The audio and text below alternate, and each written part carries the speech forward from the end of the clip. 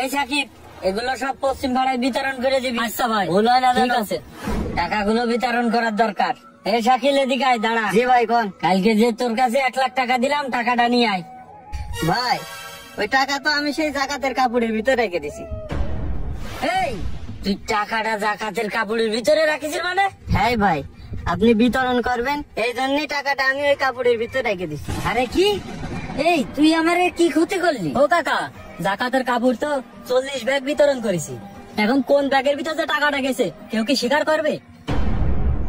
1 লাখ টাকা, এই টাকার লোক কি কেউ সামলাতে পারবে? টাকা দেখলি কাঠের পুতুল হা করে। হ্যাঁ, তুই ঠিক কথা কইছিস। শোন শাকিল, যে জায়গাতে পারিস, যেভাবে পারিস, তুই আমার এই টাকার ব্যবস্থা করে দিবি। আমি চলে গেলাম, কথাটা মাথায় রাখি। এই টাকা এখন আমি কোনতে ম্যানেজ করব?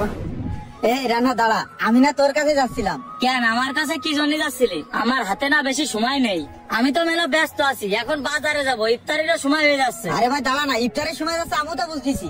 তুই আমার কথাটা কি শুনবি তো? তোর কথা শোনার সময় নেই আমার, 7 দিনই। আরে ভাই দাঁড়া না, আমার কথাটা শোন। আমার কথাটা কেউ শুনতেছে না, যার কাছে যাচ্ছি সবাই ব্যস্ত। আচ্ছা, কি কবি ক।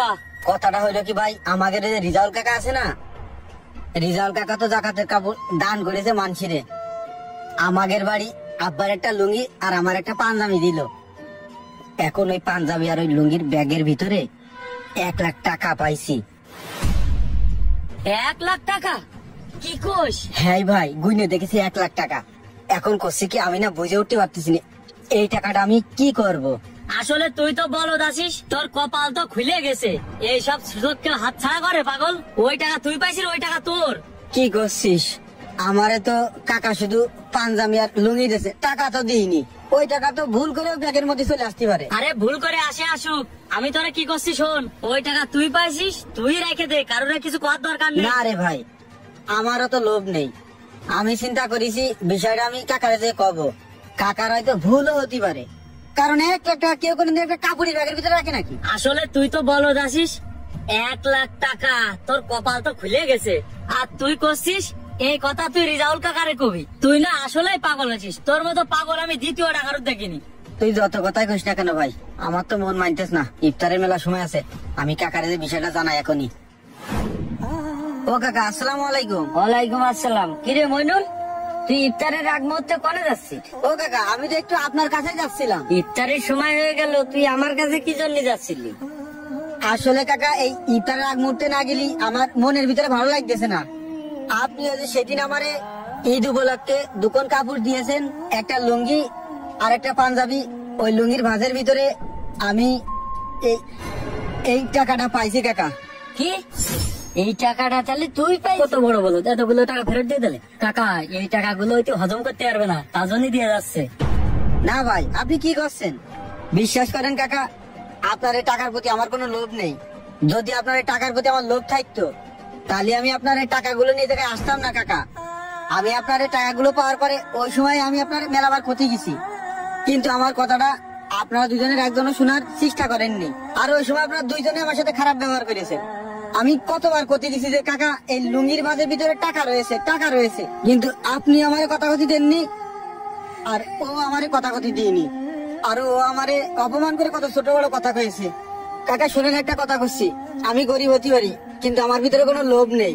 আপনারা মনে করতেছেন আমি আপনাদের ভাই টাকা ফিরে দিয়ে যাচ্ছি? না কাকা, আমি আপনাদের ভাই টাকাগুলো ফিরে দিয়ে যাচ্ছি না। আমি ভয় পাই আমার ওই আল্লাহর। আজকে যদি আমি আপনার টাকাগুলো নিয়ে চলে যেতাম, আপনি হয়তো জানতেন না, এই দুনিয়ার কেউ জানতো না কাকা। কিন্তু বিশ্বাস করেন, আমার ওই আল্লাহ তো দেখতো। আমি এই দুনিয়ার সবাই চোখ ফাঁকি দিতে পারলেও আমার ওই আল্লাহর আমি কোনোভাবে ফাঁকি দিতে পারবো না কাকা। আমার আল্লাহ তো সব দেখতেছে। আর আপনি কি কইলেন ভাই, এই টাকাগুলো আমি হজম করতে পারবো না, তার জন্য দিয়ে যাচ্ছি? ভাই রে, আমার ভিতরে ওই আল্লাহর ভয় আছে। আমি এই দুনিয়ার কারোর ভয় পাইনি ভাই। আরে ভাই, এই টাকা নিয়ে আমি কয়দিন চলবো? এটা একটা ফোড়ার পুঁজিও না। একটা কথা কথা শোনেন ও কাকা, আমি এই দুনিয়ার কোনো মানুষের পরোয়া করিনি। আমার আল্লাহ তো কয়েছে লোভ করা ভালো না। আমার আল্লাহ কয়েছে লোভী মানুষ ধ্বংস হয়ে যায়। কোনো সময় লোভ করা উচিত না, তাহলে আমি কেন লোভ করব? কাকা, একটা কথা কথা শোনেন, না খেয়ে মরে যাব, তারপরেও কোনোদিন লোভ করব না। আপনার টাকাগুলো আপনার দিয়ে গেলাম। আসসালামু আলাইকুম। লোভের ফাঁদে পড়ে আমরা কত কিছুই না করি, লোভের ফাঁদে পড়েই আমরা ভুলে যাই আমাদের ক্ষণস্থায়ী এ জীবনের কথা। ছোট্ট এক জীবনে কত টাকা, কত ক্ষমতা, কত সম্মান, কত প্রতিপত্তি প্রয়োজন। এত লোভ, এত অহংকার কেন আমাদের? মাটির পিঠ থেকে পেটে চলে গেলে এসব কি কখনোই কাজে আসবে? তাই কখনোই লোভ করবেন না, লোভ করা উচিত নয়। আল্লাহ পাক লোভী ব্যক্তিকে কখনোই পছন্দ করেন না। অবশ্য